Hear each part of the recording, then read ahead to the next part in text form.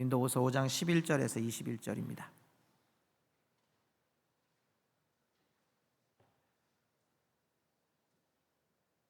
한 절씩 교독합니다.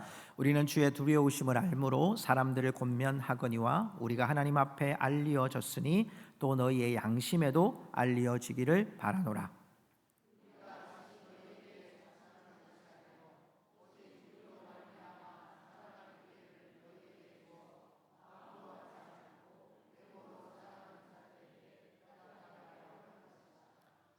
우리가 만일 미쳤어도 하나님을 위한 것이요 정신이 온전하여도 너희를 위한 것이니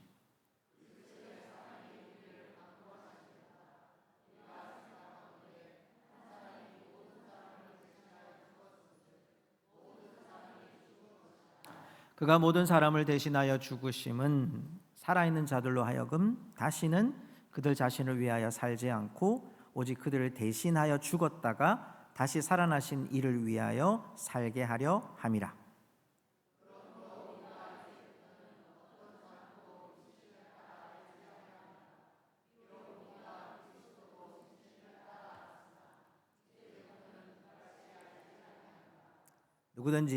그런즉 누구든지 그리스도 안에 있으면 새로운 피조물이라 이전 것은 지나갔으니 보라 새 것이 되었도다.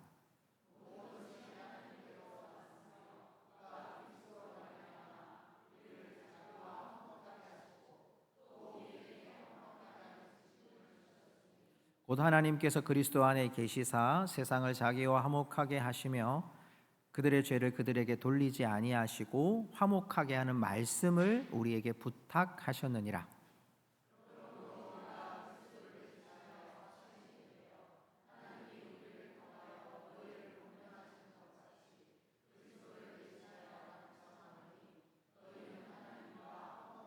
21절 같이 읽으십시다. 하나님이 죄를 알지도 못하신 이를 우리를 대신하여 죄로 삼으신 것은 우리로 하여금 그 안에서 하나님의 의가 되게 하려 하심이라. 아멘. 한 주간 무더위 가운데 잘 지내셨습니까? 너무 더우셨죠? 제가 우리 주위에 우리 다른 권사님 장로님들한테 이렇게 이야기를 나누다 보니까 이렇게 무더위가 길었던 것은 꽤 오래전 얘기였다고 말씀하시더라고요. 여러분 무더위 가운데 많이 힘드셨을 텐데 오늘 아침을 이렇게 보니까요, 그렇게 덥다가 조금 떨어지니까 이게 굉장한 큰 기쁨이 되더라고요.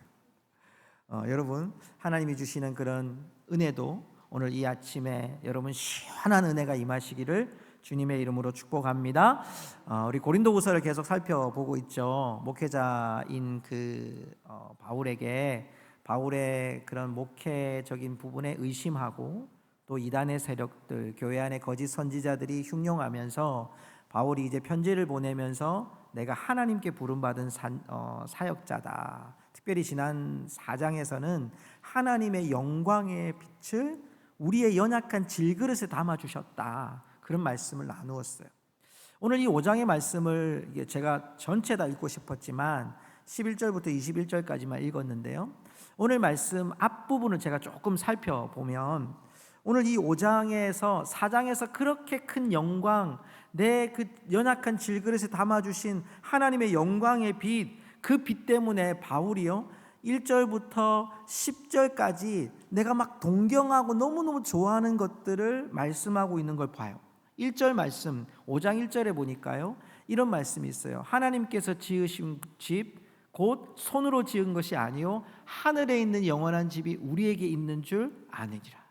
영광의 빛을 보니까 그 영광의 빛을 내 질그릇에 담으니까 바울이 뭘 보냐니까 사람들이 나를 인정해 주냐, 설교를 잘하냐, 너는 왜 우리 교회에 방문하지도 않느냐, 너 정말 한 예수님의 따라다니는 제자 맞았느냐, 이렇게 수많은 사람들이 말을 해도 바울의 영광과 기쁨이 어디에 있냐니까 하늘에 있는 거예요. 나는 영원한 영광 하늘에 있습니다. 그리고 오늘 말씀 2절과 4절에 보면 내가 덧입기를 원한다 이런 말씀을 써요. 바울이 2절에는 하늘로부터 오는 우리 처소로 덧입기를, 4절에는 오히려 덧입고자 함이니, 이 덧입다라고 하는 표현이 뭐냐 하면요 하늘의 몸으로 덮어진다는 거예요. 하나님의 영광의 빛을 받은 이 바울은 마음에 이제 그는 그 영광의 빛으로 하늘의 영원한 집을 바라보면서 나는 이제 하늘의 옷을 입고 살기를 원한다, 그런 말을 해요. 더더욱 이 말씀의 5절에 보니까요, 이걸 주신 분을 이야기를 해요. 우리 한번 읽어볼까요? 시작. 곧 이것을 우리에게 이루게 하시고 보증으로 성령을 우리에게 주신 이는 하나님이시니라. 아멘. 성령으로 보증으로 성령을 주신 분이 누구시라고요? 하나님. 누구하고 비교할 필요가 없는 거예요. 나는 하나님께 이 영광의 빛을 받았고 하늘의 집을 기대하고 있고 나는 하늘의 옷을 입고 싶다, 이렇게 말해요. 특히 8절 말씀에 보면요, 이렇게 말씀해요. 우리가 담대하여 원하는 바는 차라리 몸을 떠나 주와 함께 있는 그것이라. 얼마나 바울이 여러분 이 영광의 빛을 가슴에 품고 사는지, 하늘의 집을 바라봐요. 하늘의 옷을 바라봐요. 그리고 내 몸이 떠나 있어도 주와 함께 있기를 원한다. 이 뜻이 뭐냐면 이 현대어 성경에 보니까 이렇게 써져 있어요. 그래서 우리는 두려워하지 않습니다. 오히려 죽는 것이 더 만족스럽습니다. 그렇게 되면 주님과 함께 하늘의 집에서 살 수 있기 때문입니다. 여러분 죽기를 원하세요? 살기를 원하세요?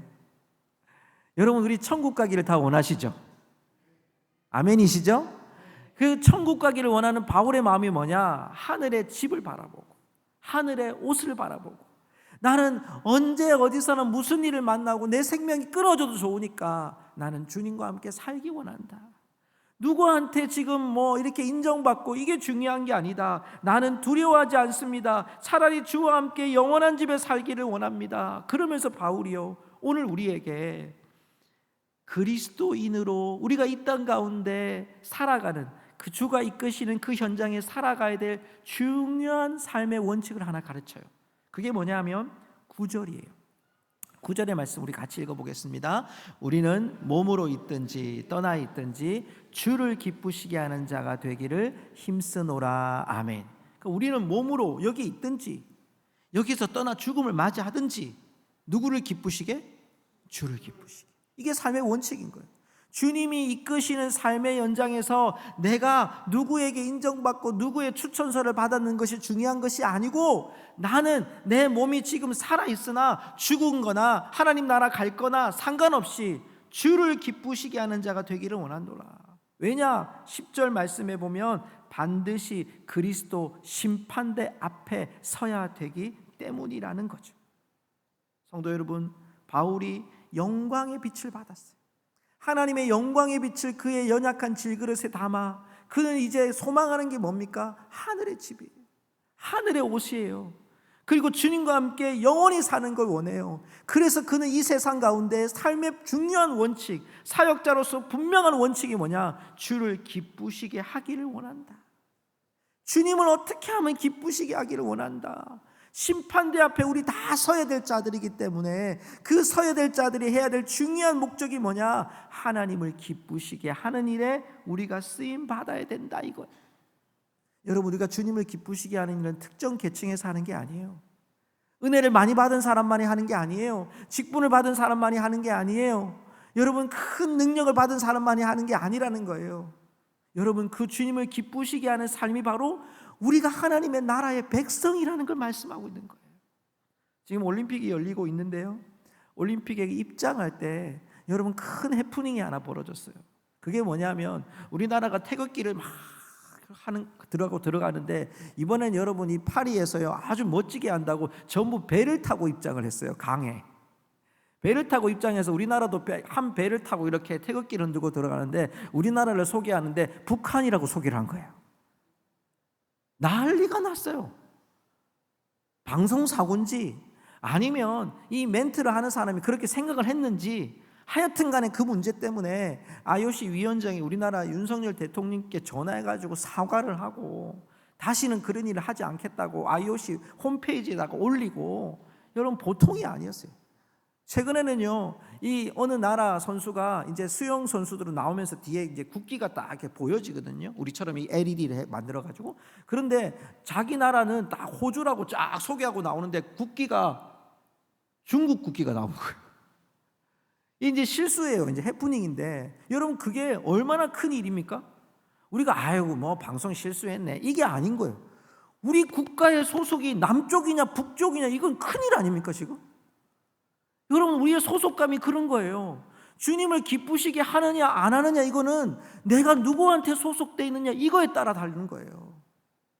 사랑하는 성도 여러분, 우리의 삶 속에 여러분 분명한 목적이신 예수 그리스도 그분을 기쁘시게 하는 일에 힘쓸 수 있기를 주님의 이름으로 축복합니다. 주님이 이끄시는 현장에 우리를 부르신 그 하나님의 뜻을 우리가 기뻐하는 자로 살아가는 거예요. 누구를 보고 사는 게 아니라 주님을 보고 기뻐하는 자로 살아가는 거예요. 사랑하는 성도 여러분, 그러면서 오늘 본문에 들어오면서요, 바울이 삶의 중요한 원칙이 주를 기쁘시게 하는 것이다. 그럼 내 삶이 어떻게 내 삶 속을 이렇게 이끌고 가야 될 것인가? 그 말씀을 오늘 14절에서 우리에게 말씀해요.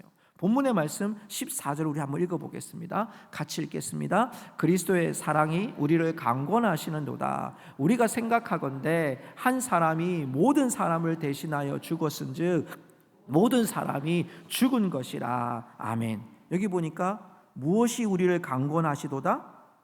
그리스도의 사랑.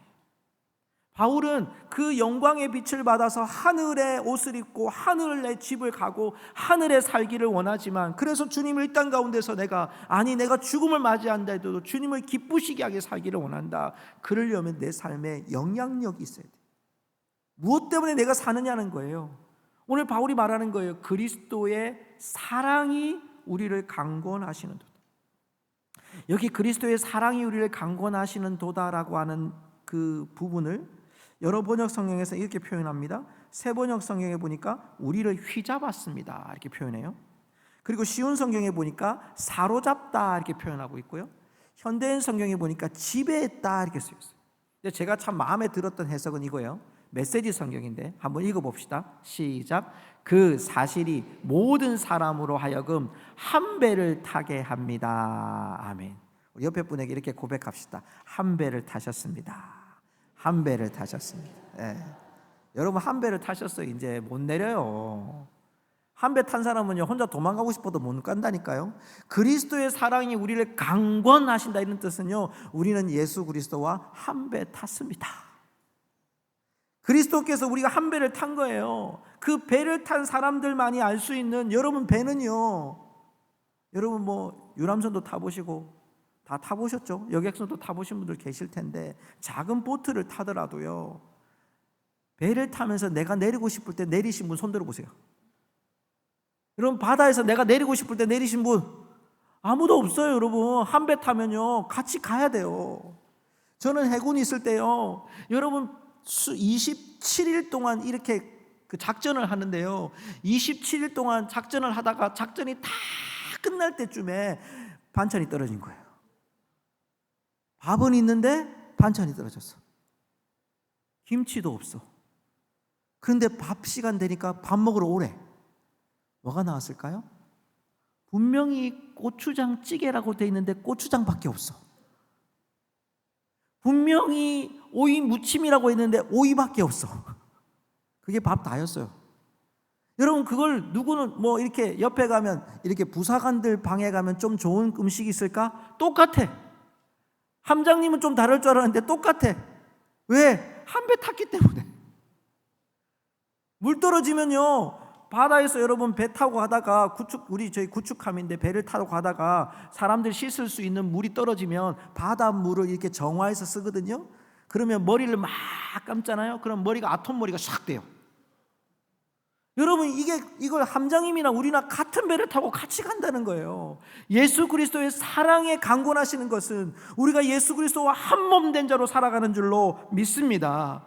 여러분 그 결정체가 뭡니까? 15절 말씀, 오늘 본문 말씀 15절 같이 한번 읽어볼까요? 같이 읽습니다. 그가 모든 사람을 대신하여 죽으심은 살아있는 자들로 하여금 다시는 그들 자신을 위하여 살지 않고 오직 그들을 대신하여 죽었다가 다시 살아나신 이를 위하여 살게 하려 함이라. 아멘.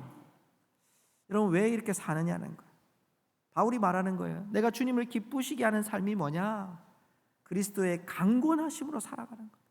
그분의 사랑에 함께 휘감아 사는 거다. 그분과 함께 배를 타고 사는 거다. 그러므로 이제 내 삶이 그를 대신하여 죽었다가 다시 살아나시는 이를 위하여 산다. 나를 위해 죽었다가 살아나신 예수 그리스도를 위해 산다. 이것을 오늘 바울이 우리에게 고백하고 있는 거예요. 영향력이 뭐죠? 예수 그리스도의 사랑. 그 사랑이 나를 살게 한다는 거예요. 바울이 갈라디아서 2장 20절에는요, 내가 그리스도와 함께 십자가에 못 박혔는데 이 구절을 말씀하거든요. 근데 제가 좀 길지만 메시지 성경에 보니까 다 읽지는 않고요. 여러분 줄을 딱 그은 부분만 보면 이렇게 돼 있어요. 나는 더 이상 하나님께 좋은 것을 얻어야 한다는 강박관념이 없습니다. 그리스도께서 내 안에 살고 계십니다. 잘 보일 필요가 없는 거예요. 내 안에 예수님이 살고 계시니까요. 그래서 메시지 성경에서 이렇게 결론을 맺더라고요. 나는 이 삶을 저버리지 않을 것입니다. 여러분, 우리의 삶에 그리스도와 함께하는 그리스도의 사랑이 지배하는 삶이 우리 모두에게 있기를 주의 이름으로 축복합니다. 그리스도의 사랑이 강건하신 삶은요, 한 배를 타는 삶이에요. 한 배를 타는 것뿐만 아니라 그리스도를 위하여 사는 삶이에요. 그분을 위해서, 그분이 나를 위해 죽었다가 살아나신 그 복음을 믿고 살아가는 삶이 바로 우리가 살아가야 될 그리스도인의 삶이라는 거예요. 자, 주님을 기쁘시게 하는 삶, 그리고 이제 주를 위해서 그리스도의 사랑에 강건하는 삶을 살았다면 이제 마지막으로 우리에게 주신 사명이 있어요. 그 말씀이 17절에 보면요, 누구든지 그리스도 안에 있으면 새로운 피조물이라 라고 말씀해요. 이 새로운 피조물이라는 말은요, 우리가 그리스도와 연합되었다는 말인데요, 세상 속에서도 구별될 것뿐만 아니라 모든 과거와 편견들이 다 지나간 거예요. 이제는 새로운 피조물은 예수 안에 우리가 발견되는 겁니다. 우리 한번 따라합시다. 나는 예수 안에 발견된 그리스도인입니다. 나를 여러분, 나의 존재는 누구 이름으로 되어 있는 거예요? 예수 이름으로 되어 있습니다. 한 번 더요. 여러분, 나라는 존재는 누구 이름으로 존재하는 겁니까? 믿으십니까? 그렇게 시인하시기를 주의 이름으로 축복합니다. 이게 우리 믿음인 거예요. 예수님하고 따로 존재가 있는 게 아니라 예수님을 손님처럼 모시는 게 아니고요, 예수님을 위대한 왕, 이 정도로 그냥 나와 거리감 있는 왕이 아니고요, 그 왕이 우리 아버지고요, 그분이 우리 곁에 계시고요, 그분이 우리와 함께 계시고요, 그분이 우리가 가는 곳곳마다 우리와 동행하시는 하나님이신 줄 믿습니다. 그 예수 그리스도께서 오늘 우리에게 중요한 직분을 주셔요. 18절 우리 같이 읽어볼까요? 모든 것이 하나님께로서 났으며 그가 그리스도로 말미암아 우리를 자기와 화목하게 하시고 또 우리에게 화목하게 하는 직분을 주셨으니 아멘. 여기 18절 말씀과 19절 말씀에 보니까요, 19절에는 하나님께서 그리스도 안에 계시사, 여기도 세상을 자기와 화목하게 하시고 화목하게 하는 말씀을 주셨다고 말해요. 그리고 여러분, 20절에는 이 말씀을 어떤 자격을 포함하는데 그리스도를 대신하여 사신이 되어 이렇게 되어 있어요. 자, 우리에게 새 피조물이 되게 하시고 화목하게 하는 직분을 주시고 화목하게 하는 말씀을 19절에 우리에게 부탁하신 그 예수님이 우리에게 주신 또 하나의 직분이 뭐냐? 사신. 다른 번역 성경 보니까 대사 이렇게 돼 있어요. 그런데 이 사신이라는 단어가 원래 원어의 의미는요, 노인이 되다 이런 뜻이래요. 그러니까 이 노인이 되다는 뜻은 권위가 있다 이런 뜻이거든요.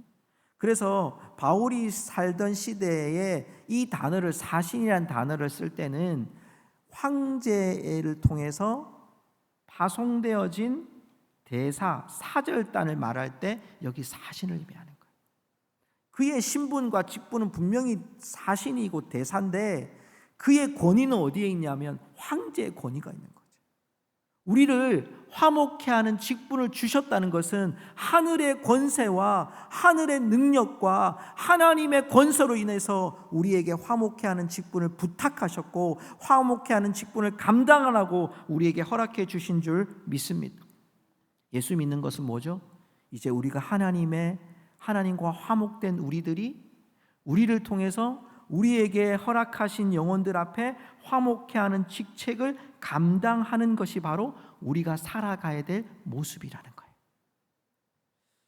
거예요. 제가 이제 영상 설교를 몇 분의 설교를 듣다가 유퀴즈라고 하는 프로에 나온 신하균 씨의 얘기를 들었어요. 여러분 이제 신하균은 저렇게 생긴 요즘에 뭐 감사합니다라는 프로를 하시더라고요. 근데 이제 유재석 씨가 이 신하균 씨에게 이렇게 질문을 했어요. 옆집에 신이 삽니다. 한 가지 소원을 들어주신다면 어떻게 하시겠습니까? 그랬더니 신하균 씨가 이렇게 대답했어요. 다 같이 읽어볼까요? 제발 이사 가지 마세요. 여러분은 어떤 대답을 하시겠어요? 우리 아들은 군대 가니까 좀 잘 지켜주세요. 이렇게 할 수도 있을 거고, 돈이 좀 부족한 사람은 저는 복권에 당첨돼가지고 한번 한번 터뜨려 주세요. 아니면 우리가 건강이 좀 어렵다고 하면 이 건강을 좀 회복시켜 주세요. 이렇게 우리가 소원을 이야기했을 텐데 신하균 씨가 멋지죠. 제발 이사 가지 마세요. 신이 옆에 있는 것만으로도, 존재함으로도, 여러분 뭐가 중요하죠? 내 소원 하나 들어주는 게 중요한 게 아니고 신이 내 옆에 있다면 그게 얼마나 더 중요하겠어요. 성도 여러분, 우리가 새로운 피조물이 됐어요. 하나님이 우리에게 귀한 직분을 주셨어요. 무슨 직분? 하나님과 화목하고 하나님이 내게 주신 자들에게 화목하는 직분을 하나님 우리에게 요청하셨어요. 저는 오늘 이 말씀 보면서 정말 하나님이 대단한 분이라고 생각했던 게, 여러분 20절 말씀 보세요. 오늘 본문의 말씀 20절에 보니까, 자 보십시오. 19절 말씀. 미안해요. 19절 한 절만 앞으로 넘겨주세요. 자, 이 말씀 다시 한번 읽어봅시다. 시작. 곧 하나님께서 그리스도 안에 계시사 세상을 자기와 화목하게 하시며 그들의 죄를 그들에게 돌리지 아니하시고 화목하게 하는 말씀을 우리에게 부탁하셨느니라. 자, 부탁이 뭡니까? 갑이 을에게 해! 이건 명령이죠. 부탁은 뭐죠? 요청하는 거예요. 어떻게 하나님이 나한테 그걸 요청하시냐고요. 나와 같은 질그릇, 연약한 질그릇에 하나님이 요청하시는 게 뭐죠? 나와 함께 화목하고 나를 통해서 화목해 하는 말씀을 우리에게 부탁하셔서 전하는 직분을 우리에게 허락하셨다는 사실인 거죠. 사랑하는 성도 여러분, 주가 이끄시는 현장에 우리 모두를 부르시는 사신의 역할을 감당하는 우리 주의 성도들이 되시기를 주의 이름으로 축복합니다. 여러분, 그것은 오늘 우리에게 말씀했어요. 하나님을 기쁘시게 하는 거예요. 주님을 기쁘시게 하는 거예요. 우리의 삶의 목적이 주님을 기쁘시게 하는 거예요. 그리고 어떻게 살아가는 겁니까? 그리스도의 사랑이 우리를 강권하시는 한 배를 타고 사는 거예요. 그리고 마지막으로 우리의 삶은 하나님과 화목할 뿐만 아니라 우리에게 주신 화목해 하는 직분을 우리에게 보내주신 그 땅에서 화목해 하는 삶을 살아가는 겁니다. 말씀을 맺으려고 합니다. 말씀을 맺으면 보통 제가 찬양을 하잖아요. 근데 그 찬양에 오늘 제가 하나님의 열심이라는 찬양을 함께 부르고 여러분과 함께 나누고 싶었는데요. 거기 보면 이런 가사가 있어요. 하나님이 이렇게 말씀하는 거예요. 너와 함께 걸어가는 모든 시간이 내게 힘이다. 내 연약함도 내게 크다. 조금 더 느린 듯해도 기다려 주겠니? 조금 더 더딘 듯해도 믿어줄 수 있니? 여러분, 하나님이 그 하나님의 열심으로 오늘 우리를 부르시고 있어요. 우리의 연약한 질그릇이지만 하나님의 영광의 빛을 담은 우리들이 우리의 발걸음 속에 조금 더 주님을 기쁘시게 하고 주님과 한 배를 탄 자로 하나님의 사랑을 전하고 화목해 하는 직책을 감당하는 우리 성도들이 되시기를 축복합니다.